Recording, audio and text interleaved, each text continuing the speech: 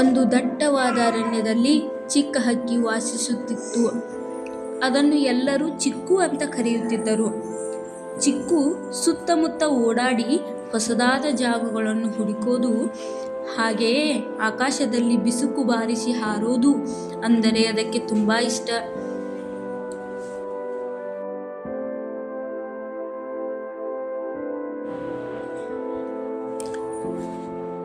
ಆದರೆ ಒಂದು ಸಮಸ್ಯೆ ಇತ್ತು. ಉಳಿದ ಪಕ್ಷಿಗಳೆಲ್ಲ ಎಷ್ಟು ಎತ್ತರ ಹಾರುತ್ತಿದ್ದರೂ ಚಿಕ್ಕು ಎಷ್ಟೇ ಪ್ರಯತ್ನಿಸಿದರೂ ಅಷ್ಟರ ಮಟ್ಟಿಗೆ ಮಾತ್ರ ಹಾರುತ್ತಿದ್ದ. ಗಾಳಿ ಚುಕ್ಕಿ ಹಿಡಿದುಕೊಂಡು ಕೆಳಗೆ ಬಿದ್ದಂತೆ ತಕ್ಷಣ ನೆಲಕ್ಕೆ ಇಳಿಯುತ್ತಿತ್ತು.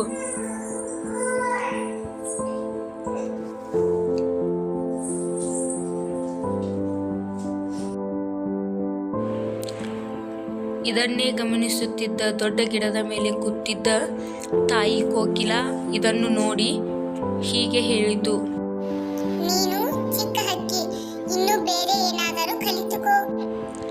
ಆದರೆ ಚಿಕ್ಕು ಯಾವತ್ತೂ ಆಸೆ ಬಿಡಲಿಲ್ಲ. ಅದು ಪ್ರತಿದಿನವೂ ಹಾರಲು ಅಷ್ಟೇ ಕಟು ಅಭ್ಯಾಸ ಮಾಡುತ್ತಿತ್ತು.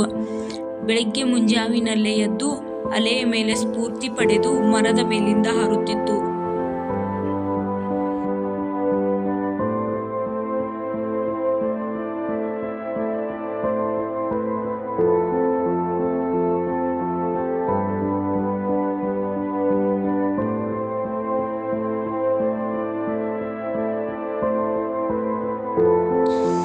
ಅದರ ಗೆಳೆಯರಾದ ಕುಂಟು ಕಾಗೆ, ಚಿಂಟು ಅವಳಿಗೆ ಧೈರ್ಯ ನೀಡುತ್ತಿದ್ದರು.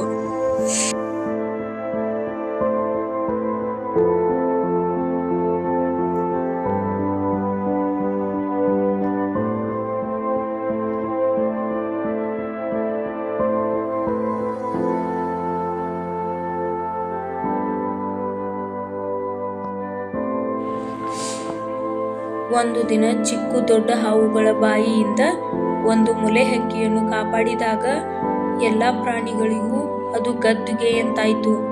ಆದರೆ ಅದರಿಂದಾಗಿ ಚಿಕ್ಕು ತುಂಟ ಹಾವುಗಳ ಕಣ್ಣಿಗೆ ಬಿದ್ದು ಹೋಯಿತು.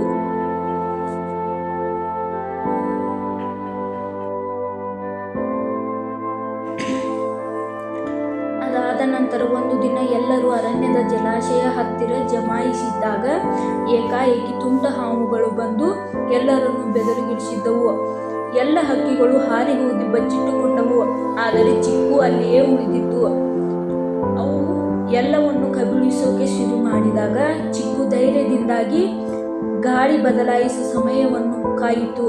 ತಕ್ಷಣ ಅದೇ ತನ್ನ ಎತ್ತರ ತೀರದ ಮೇಲಿರುವ ದೊಡ್ಡ ಬಳ್ಳಿಯ ತುದಿಗೆ ಹಾರಿತು. ಅಲ್ಲಿ ಇದ್ದ ಬಂಡೆಯನ್ನು ಬುದ್ಧಿವಂತಿಕೆಯಿಂದ